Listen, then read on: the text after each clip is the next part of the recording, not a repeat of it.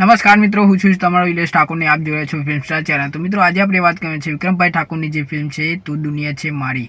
તો એના વિશે વાત કરવાની છે. એ પહેલાં મિત્રો ચેનલને સબસ્ક્રાઇબ નથી કરી તો કરી લે, જેથી કરીને નવી ગુજરાતી હિન્દી ફિલ્મ આવે તો તમારા સુધી પહેલાં માહિતી પહોંચે. હવે મિત્રો વાત કરીએ તું દુનિયા છે મારી જે ફિલ્મ છે 2025માં આવવાની હતી હોળીના તહેવારોમાં, તમે જાણતા હશો. પરંતુ મિત્રો સંજોગોના કારણે, એટલે કે સંજોગો તો નહીં કહી શકું, પરંતુ શૂટિંગ અધૂરું રહી ગયું એવું બની શકે છે. મિત્રો તમે જાણતા હશો કે હોળીના તહેવારોમાં સુંદર મજાની આ ફિલ્મ જે છે તું દુનિયા છે મારી એ ફિલ્મ જોવા મળવાની હતી. પરંતુ મિત્રો એ પહેલાં પછી વિક્રમ નંબર 1 ફિલ્મ આવી ગઈ, પછી ભોળાનો ભગવાન જે ફિલ્મ છે 2025માં આવી ગઈ, પરંતુ જે એ તું દુનિયા છે મારી જે ફિલ્મ છે હજુ સુધી આવી નથી. તો હવે આ ફિલ્મ જે છે 2026માં આપણને જોવા મળશે.